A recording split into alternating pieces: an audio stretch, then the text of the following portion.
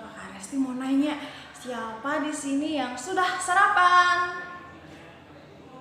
Wah, kedengaran banget suaranya sampai sini. Banyak yang udah sarapan, hebat ya. Ada juga ternyata yang belum sarapan. Wah, nggak apa-apa, tapi jangan lupa sarapan ya. Pagi hari ini kita mau belajar firman Tuhan dari Yohanes 15 ayat 10 sampai 11. Kakak Resti bacakannya. Firman Tuhan berkata, "Jikalau kamu menuruti perintahku, kamu akan tinggal di dalam kasihku, seperti aku menuruti perintah Bapakku dan tinggal di dalam kasihnya. Semuanya itu kukatakan kepadamu, supaya sukacitaku ada di dalam kamu dan sukacitamu menjadi penuh." Di hari ini Kakak Resti akan menceritakan sebuah kisah nyata seorang anak laki-laki kelas 4 SD namanya Andy. Dia berasal dari sebuah negara di Filipina, di sebuah daerah yang sangat terpencil yaitu Milaor Kamarin. Andy adalah seorang anak yang sangat baik, dia taat kepada orang tuanya, dan dia juga adalah anak yang mengenal Tuhan Yesus. Tetapi karena dia berasal dari keluarga yang sangat sederhana, setiap hari dia harus mendengar ejekan dari teman-temannya. Banyak yang mengejek karena bajunya tidak seperti teman yang lain, sepatunya tidak seperti teman yang lain. Tapi Andy tidak pernah merasa bersedih, apalagi dia tidak pernah merasa putus asa walaupun diejek oleh temannya. Setiap hari dia harus berjalan minimal 3 jam untuk sampai ke sekolahnya. Dia harus melewati perjalanan yang sangat jauh, dan ketika sudah hampir sampai ke sekolahnya, dia harus menyeberangi sebuah jalan raya yang sangat ramai akan kendaraan, dan kendaraannya juga tidak beraturan, sehingga buat orang yang menyeberang itu sangat bahaya, apalagi buat anak sekecil Andy. Tapi demi bersekolah, Andy tidak takut, dia selalu melewati itu setiap hari. Setiap hari Andy akan singgah di sebuah gereja di seberang jalan yang sangat ramai kendaraan itu. Di sana dia akan masuk dalam gereja dan duduk di kursi yang paling depan, dan dia mulai berdoa.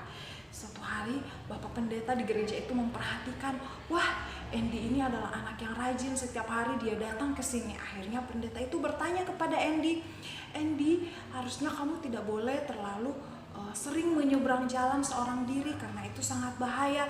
Di depan ada banyak kendaraan." Tapi Andy berkata, "Aku tidak takut pendeta, sebab aku datang, aku sangat merindukan sahabatku." Lalu pendeta itu bingung. Dia merindukan sahabatnya, tapi di sini tidak ada orang selain dia. Setiap hari dia datang ke gereja ini seorang diri. Lalu siapa yang dia maksud sahabat? Ternyata setelah ditanya, Andy berkata, "Tuhan Yesus adalah sahabatku." Lalu pendeta itu berkata, "Mulai sekarang Andy, jika kamu ingin menyeberang jalan, minta tolong kepada Bapak, nanti Bapak akan membantu kamu menyeberang." Lalu Andy berkata, "Baiklah Bapak, terima kasih." Nah, setelah itu pendeta itu meninggalkan Andy, dan Andy mulai berdoa kepada Tuhan Yesus. Kali ini doanya sangat panjang. Bapak pendeta itu penasaran, Andy berkata apa ya dalam doanya.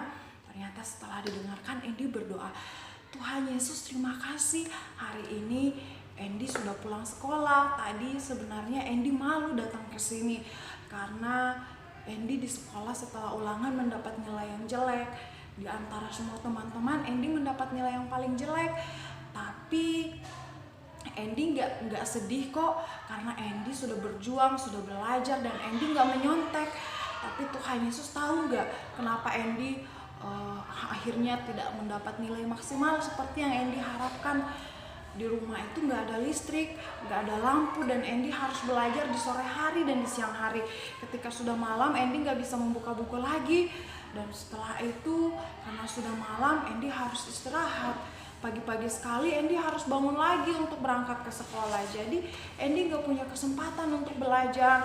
Dan Tuhan Yesus tahu gak, kemarin waktu Andy pulang sekolah setelah aku datang ke sini dan pulang ke rumah, aku gak tahu kenapa, tapi di rumahku sangat ribut.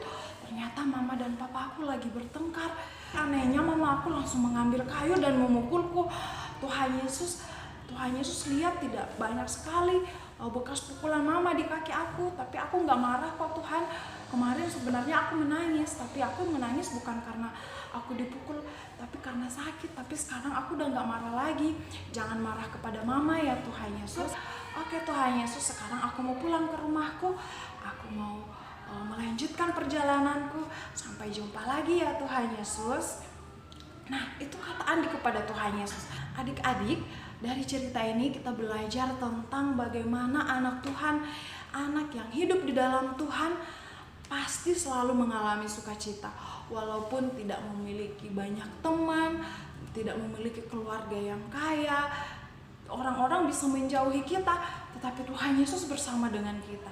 Dan firman Tuhan pada pagi hari ini mengajarkan bahwa kita harus tinggal di dalam Tuhan, menaati perintahnya. Seperti Tuhan Yesus menaati perintah Bapa. Nah, apa sih perintah Tuhan Yesus? Salah satunya adalah jauhilah dosa. Jauhi dosa. Siapa di antara kalian yang pernah berbohong? Wah, semua orang pasti pernah berbohong ya. Nah, gimana perasaannya kalau kita habis bohong, bagaimana ya? Wah, biasanya ya, kalau kita habis melakukan sesuatu, berbohong, tidak mengatakan kebenaran, kita akan merasa ketakutan sepanjang hari. Jauhi apa yang Tuhan Yesus tidak ingin kita lakukan. Ketika kita berada di rumah, bagaimana supaya kita bisa tetap bersukacita? Jadilah anak yang taat kepada Tuhan, rajin berdoa, rajin baca Alkitab, taat kepada orang tua juga. Ketika mama menyuruh, bapak menyuruh, kita berkata, ya ma, ya pak, aku bisa. Kalau kita bermain dengan kakak atau dengan adik, mari kita bermain dengan yang baik. Kita mengatakan hal yang baik, tidak berkata kasar. Itu adalah hal-hal yang diinginkan oleh Tuhan Yesus. Oke, anak Tuhan, kita tetap bersukacita karena apa? Kita tinggal di dalam Tuhan dan Tuhan Yesus selalu beserta dengan kita. Oke adik-adik, demikianlah renungan kita pada pagi hari ini. Selamat menjalani aktivitas kalian bersama Tuhan Yesus. Kita pasti bisa. Mari kita berdoa. Bapa yang baik, Bapa yang ada dalam kerajaan surga, terima kasih Bapa untuk pagi hari ini. Terima kasih untuk renungan. Kami mau belajar selalu bersukacita dengan mengikuti setiap apa yang Tuhan Yesus ajarkan dan kami menjauhi dosa. Tolong kami supaya kami menjadi anak yang bisa menjadi berkat buat orang-orang yang ada di sekitar kami. Di dalam nama Tuhan Yesus kami berdoa, haleluya, amin.